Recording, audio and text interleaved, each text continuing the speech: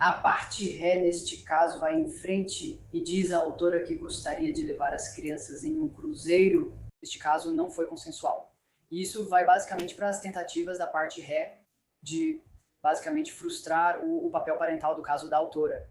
É só isso, é só disso que estou falando. Os detalhes mais chocantes sobre a morte de Anna Kepner no cruzeiro vieram de depoimentos sob juramento em um tribunal de família da Flórida, não do FBI, durante uma disputa de guarda. A madrasta de Anna, Chantel Kepner, foi obrigada a testemunhar sob juramento sobre as decisões tomadas naquele cruzeiro, incluindo deixar 3 adolescentes sozinhos em uma única cabine, esquecer de dar uma dose do medicamento noturno prescrito e o fato de que nenhum adulto os supervisionou na noite em que Anna morreu. Agora, essa batalha judicial voltou ao tribunal com uma nova e dramática escalada. Foram emitidas intimações para registros de bem-estar infantil e arquivos escolares, trazendo anos de histórico familiar à tona.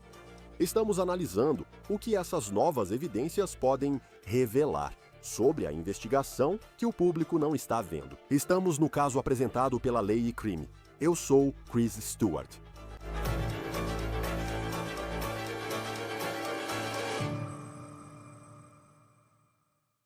A morte de Anna Kepner em um cruzeiro em família destruiu sua família.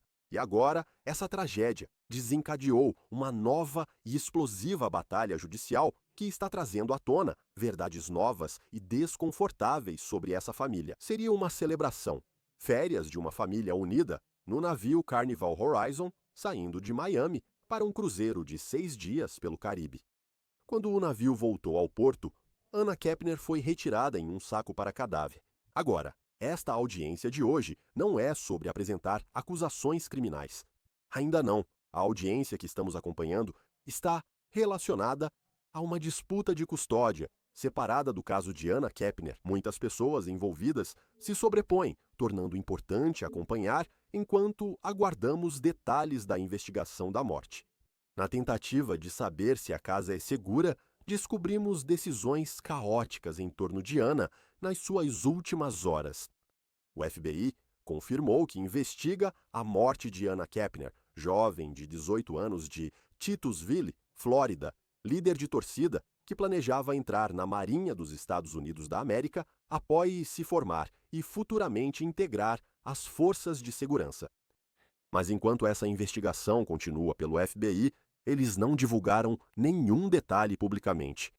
O silêncio só aumentou as perguntas e muita especulação online, especialmente depois que um legista da Flórida classificou a morte de Anna como homicídio por asfixia mecânica. Vamos falar sobre o que isso significa em apenas um momento. A última audiência desse caso de custódia revelou que 3 adolescentes foram deixados sozinhos em uma única cabine. O meio-irmão de Anna, de 16 anos, que agora é o suspeito da morte dela, nós soubemos que ele deixou de tomar, segundo a madrasta de Anna, um medicamento crucial na noite da morte da Anna, um medicamento chamado clonidina. É para insônia. Soube-se também que nenhum adulto verificou as 3 pessoas no quarto na noite em que Anna morreu.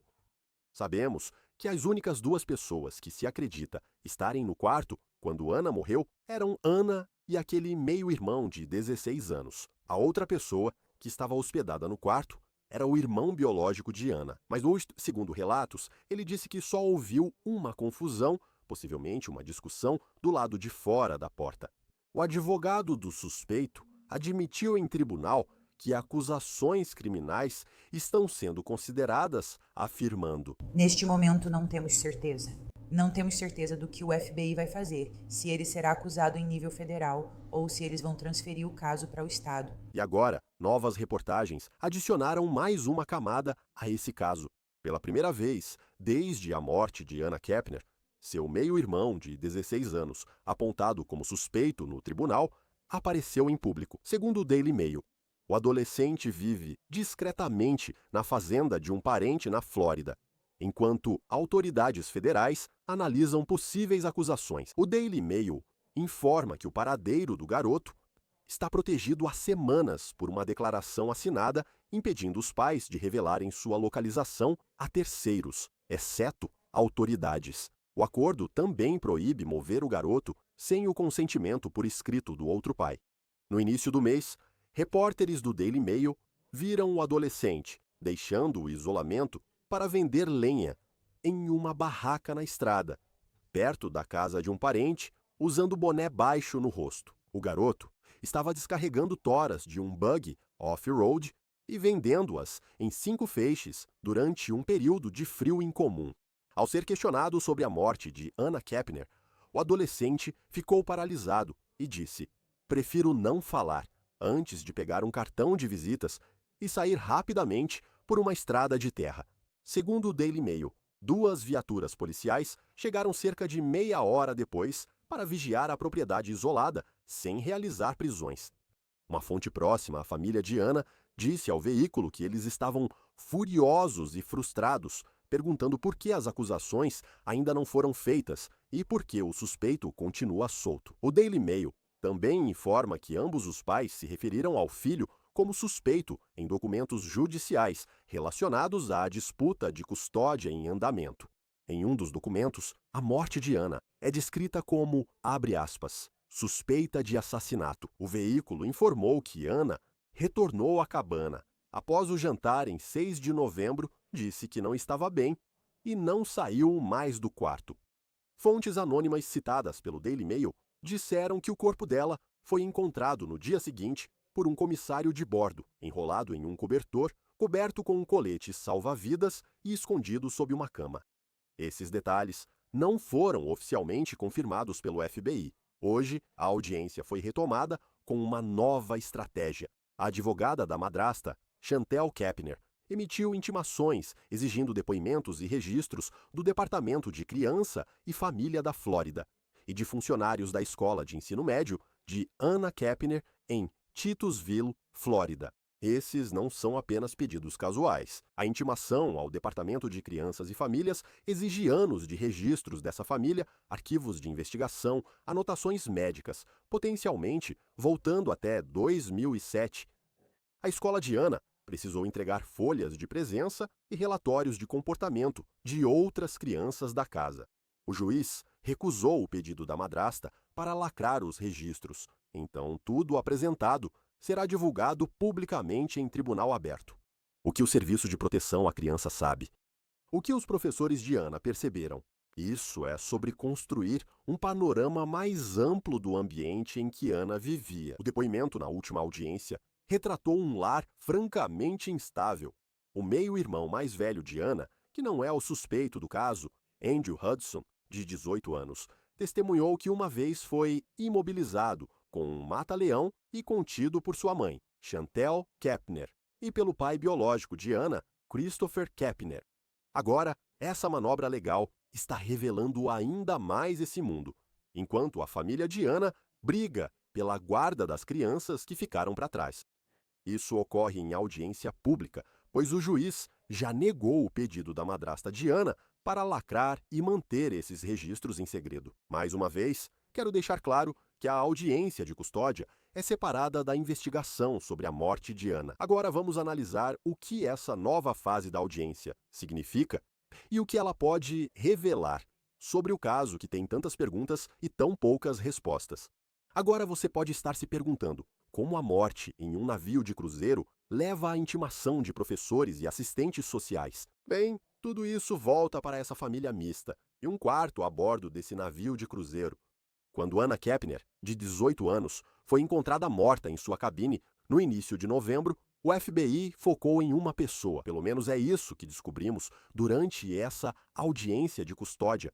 E esse suspeito é o meio-irmão de Anna, de 16 anos. Até agora, ele não foi acusado. Caso seja, pode ser como menor. Por isso não divulgamos seu nome. Se isso mudar, avisaremos e contaremos mais sobre ele, caso seja julgado como adulto. A morte de Anna foi considerada homicídio por asfixia mecânica, ou seja, estrangulamento. Fontes afirmam que o corpo de Anna foi achado enrolado em um cobertor coberto por colete salva-vidas e escondido sob uma cama. Mas enquanto essa investigação ficou em silêncio, as consequências legais vieram rapidamente. O suspeito adolescente é filho da madrasta de Anna. O nome dela é Chantel Kepner. Chantel e seu ex-marido, Thomas Hudson, travam uma guerra brutal pela guarda há mais de um ano. Quando Hudson soube que o filho deles, que aliás é suspeito de homicídio, estava morando na casa com sua filha pequena, ele foi direto ao tribunal pedir a guarda emergencial. Essa disputa pela guarda sobre a segurança das crianças vivas se tornou uma janela pública para o que aconteceu com Ana e o mundo em que ela vivia. E essa imagem dessa janela é profundamente conflitante porque, por um lado, você tem os avós de Ana que estavam naquele cruzeiro. Eles descreveram Ana e seu meio-irmão, que agora é supostamente um suspeito, como dois inseparáveis. Que eles tinham se unido nessa família mista, mas tinham uma verdadeira relação de irmãos.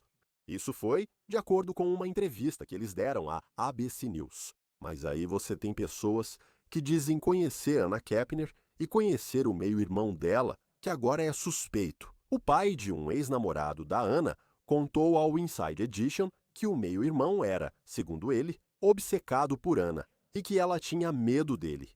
Na verdade, ele afirma que, em certo momento, o filho dele presenciou o meio-irmão subindo em cima da Ana durante uma chamada de FaceTime enquanto ela dormia. Então, toda vez que a Chantel Kepner, a madrasta, e o ex-marido dela têm essa disputa sobre decisões parentais, e esse caso se torna público, essa audiência de custódia, de certa forma, isso está nos ajudando a entender um pouco mais sobre o que possivelmente aconteceu no navio de cruzeiro. Com as intimações protocoladas, tudo estava pronto para a audiência de hoje, iniciada com uma longa declaração do advogado de Thomas Hudson. Esse é Chantel, o ex-marido de Kepner. Lembre-se, o cerne desta moção de emergência é fazer cumprir um plano parental. Ele argumenta que Chantel tem impedido sistematicamente que ele veja as crianças há mais de um ano. Mas, ao montar o caso, o advogado destaca decisões importantes tomadas sem o consentimento ou ciência do pai. Ele argumenta que essas decisões fazem parte da alienação. E, de acordo com sua declaração inicial, o exemplo mais evidente desse padrão é o cruzeiro em família, em novembro, aquele que terminou em tragédia. Ele disse ao juiz que, quando Chantel Kepner informou Thomas Hudson de que levaria as crianças em um cruzeiro internacional, ele explicitamente não consentiu. Vamos ao tribunal. O advogado Scott Smith argumenta que a falta de consentimento sobre a viagem internacional faz parte de um esforço maior para marginalizar o papel parental de Thomas Hudson. O que ocorre em meados de maio de 2025, a parte requerida neste caso vai em frente e diz ao requerente que gostaria de levar as crianças em um cruzeiro. Nesse caso, está relacionado a isso, a um cruzeiro, certo? E então, nesse caso, não estou falando sobre nada, sobre qualquer outra coisa que foi alegada em uma petição anterior, é só que a petição, neste caso, não é de consentimento. Isso se refere aos requeridos que tentaram impedir o papel parental na petição. É só isso que mencionam. Não houve consentimento, nada além disso. A advogada de Chantel Kepner, Millicent Atenassin, apresentou uma visão bem diferente. Ela argumentou que sua cliente agiu em total conformidade com todas as ordens judiciais em cada etapa, e isso inclui a decisão de embarcar no Carnival Horizon. De acordo com essa advogada, o plano parental que ambos os pais assinaram não exigia o consentimento de Thomas Hudson para a viagem. Só pedia notificação. Esse era o argumento dela. E por último, e eu sei que não estamos aqui para falar sobre o cruzeiro infeliz, mas quando ele diz que está fazendo isso apenas por questões de consentimento, se você ler novamente o mesmo plano parental alterado que eles assinaram, está claro que ela não precisa do consentimento dele. Ela é obrigada a dar um aviso de 60 dias de que vai levar as crianças para fora do país, o que ela fez prontamente. Então você tem esses argumentos legais opostos sobre as regras da viagem, mas então a audiência passou para o depoimento sobre o ambiente naquela casa.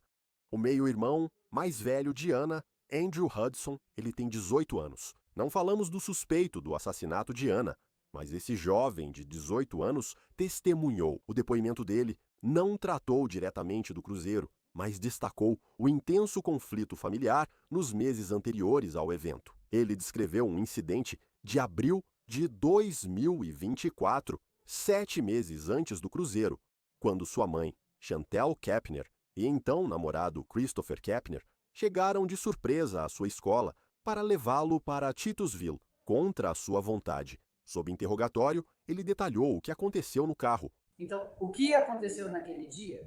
Eu estava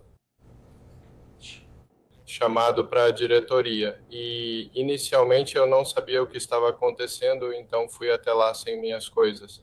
Minha mãe foi me buscar, então voltei à sala para pegar minhas coisas. E quando saí do carro com eles pediram para eu entregar meu celular e eles desligaram meu celular. E então me disseram: Vou parar aqui um instante. Quando você foi chamado, já era o escritório de imprensa? era para a recepção, o escritório. No momento em que você foi chamado, sua mãe comunicou algo para você? Tipo, o motivo pelo qual ela estava indo à escola?